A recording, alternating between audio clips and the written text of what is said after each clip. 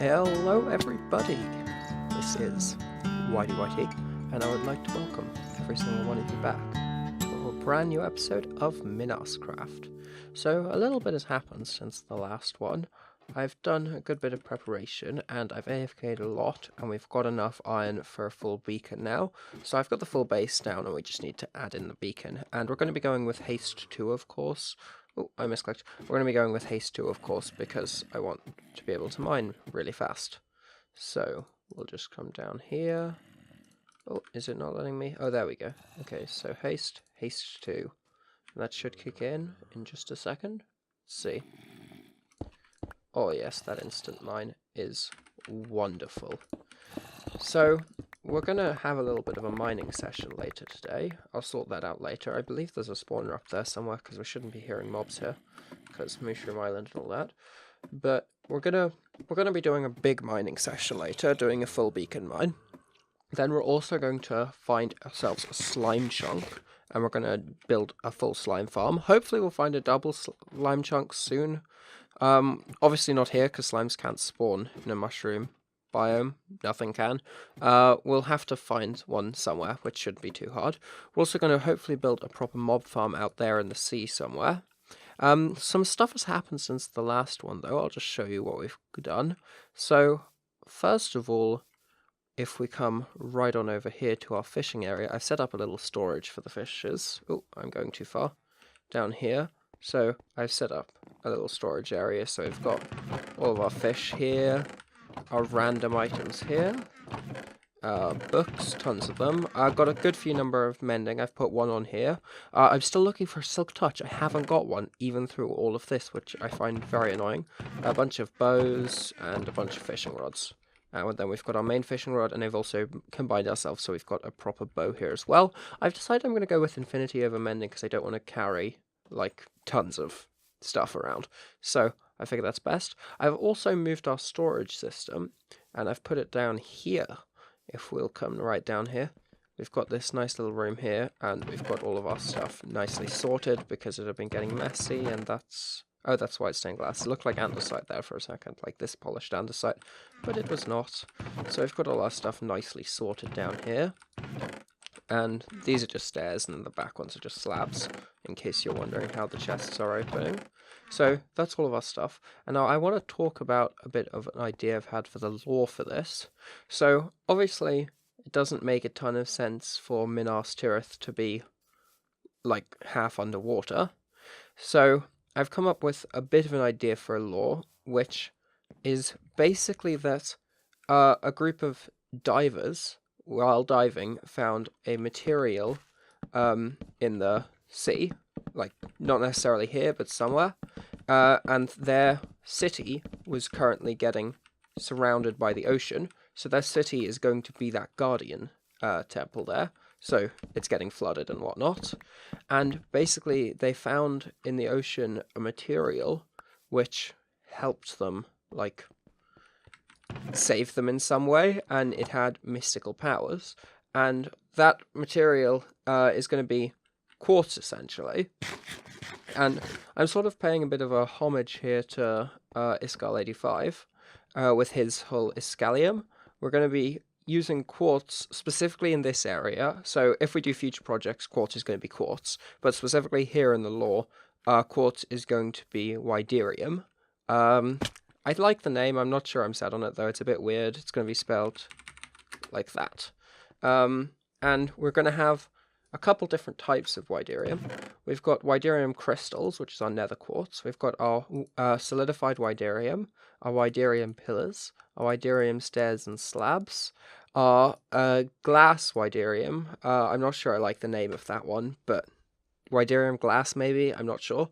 Then we've got our Yderium core, which, like, this is the special block that gives all of the power, so I've got it there. And we've got one more, which is biological Yderium, which is going to be this stem block, but I don't have Silk Touch, so it's not in the chest.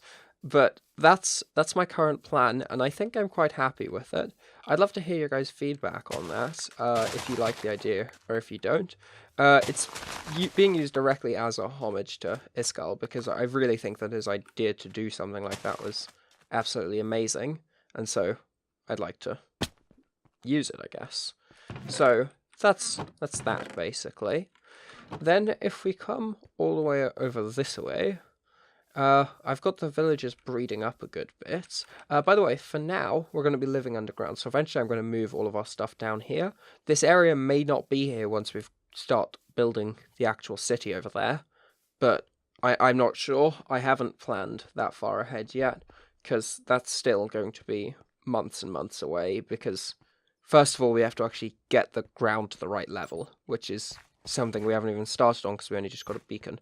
I've done a good bit of villager gathering, so we've got a couple down here. These guys are new. He's a cartographer, so we don't want him. He's also a cartographer, so we don't want him either. Let's see, do we have villagers waiting here? Let's see. We have got 2, which means that we can get rid of the other cartographer as well. So basically, I've been doing a good bit more villagers, and I think today, if we can with the beacon, we're going to build an automatic wheat farm and other farms like that. And how in the world did that happen? This happened yesterday as well. Let's see. So if I can get a block back there, and then break this block, and then nudge this guy over onto the rail. Let's see. Is he gonna move? What is happening here? Let's see. Let's pull up the hitbox. Let's get that. Yep. And now he's going for a swim. Okay. It's interesting. And now let's place a block there and just break this. And we'll see one guy speed off, hopefully. No! Okay, I'll sort this out and then we'll be back. So, as I was saying, if possible, I'd like to get automatic wheat, carrot, potato farms set up. I'm not sure we're actually in a position to, and I'm not sure whether I'd like them above or below ground, because if they're below ground, we can leave them there once we get the city up, but if they're above ground and we can see them from the city, I really don't want that. So, I'll have to think that one through. But I think for now, we'll start doing a good bit of mining, which means we're going to need some torches. And just grab one more piece there. Okay, so I'll get to mining, and then I guess we'll do a time lapse. So let's get straight into that time lapse.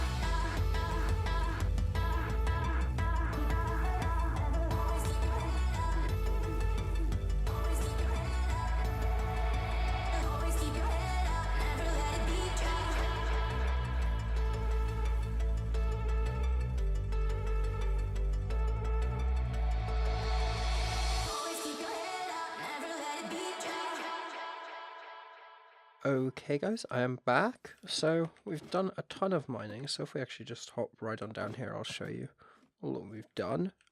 You saw it all in the time lapse, but I'll show you the actual gear we got. There's definitely a spawner somewhere up there, I don't know where though.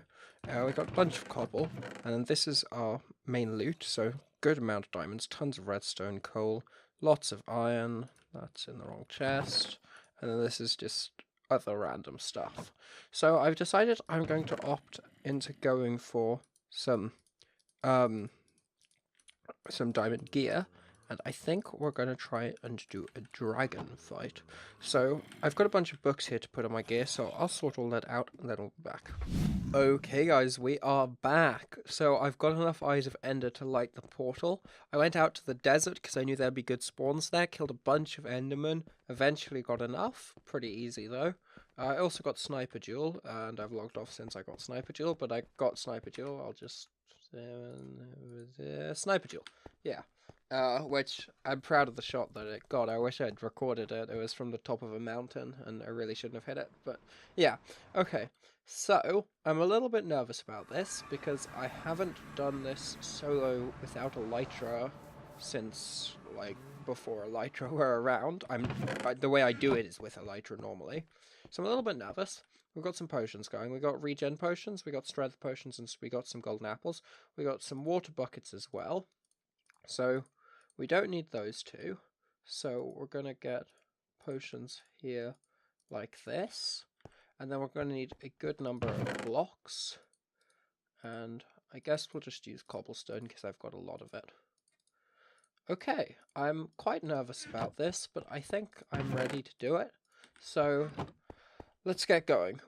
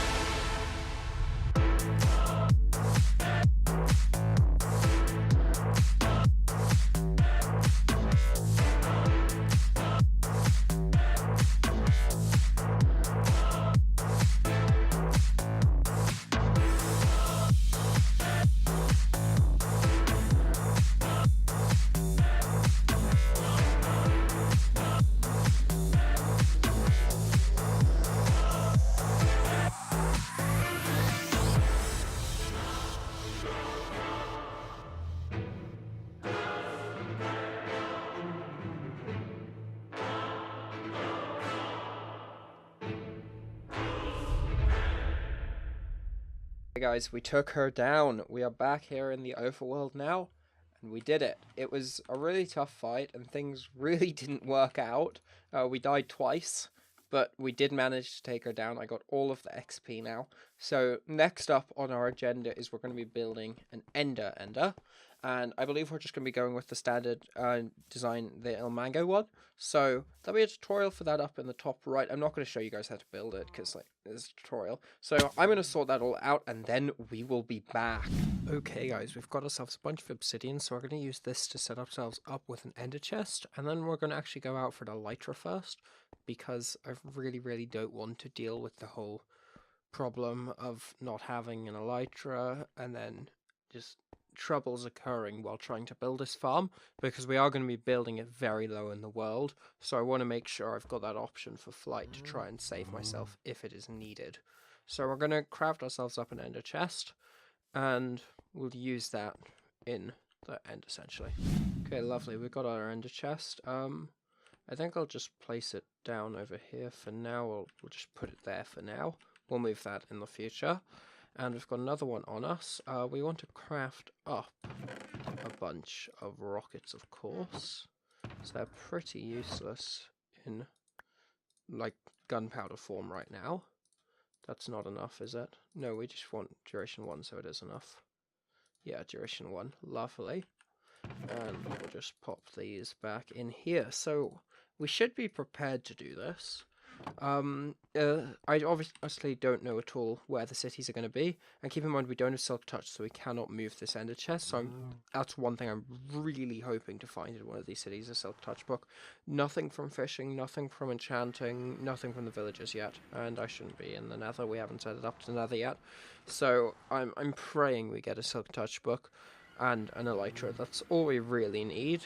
And obviously there are some ender chests inside the cities, so we can just use those rather than putting ours down unless necessary. So I think we'll do another time lapse, because you guys don't want to sit around for ages watching me do nothing. So let's get straight into that time lapse.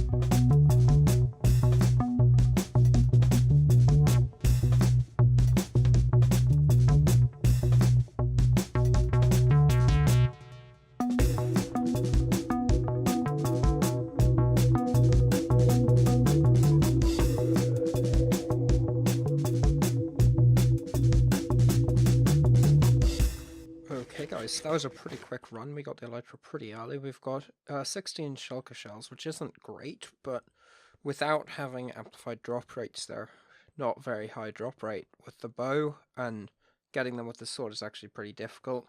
So I'm pleased with that amount, and I'm very happy we got the elytra. So we'll now set up this farm. I won't do a time lapse for it because we've already done 2, and we'll have another one planned later.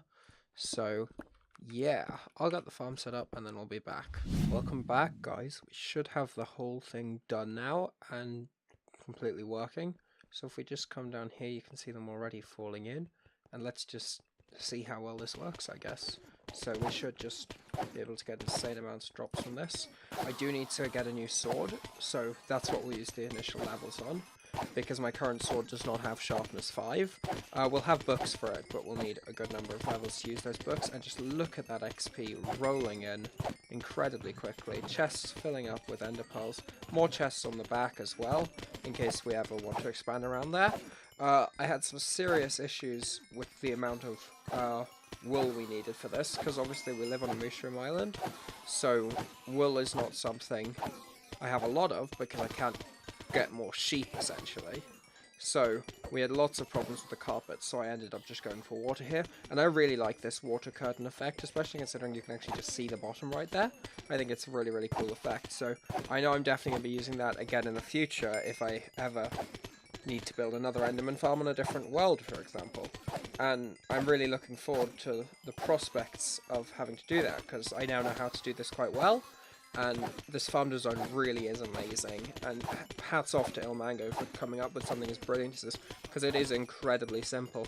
By far the most expensive thing is the carpets, and if you're just smart, unlike me, you'll just build a short wool farm for that, rather than breeding sheep and then killing the sheep, and then shearing the sheep and then breeding the sheep. It was a mess. But we sorted it out, we got our carpets, so we're going to definitely need a new sword. I'm not going to move the enchanting table and stuff over here yet, because that would mean more carpets, and we're not in a position to right now. So we'll sort that out when we desperately need it. But right now, this is just an excellent source of XP. So I'm definitely going to be using this for a bit, and then we're, as you can see, very low on firework rockets, so this is all our gunpowder. So I think we're going to be building a gunpowder farm design. And I haven't decided whether I'm going to be going for the Iskar lag crazy design, or the Ilmango design, which is lag free.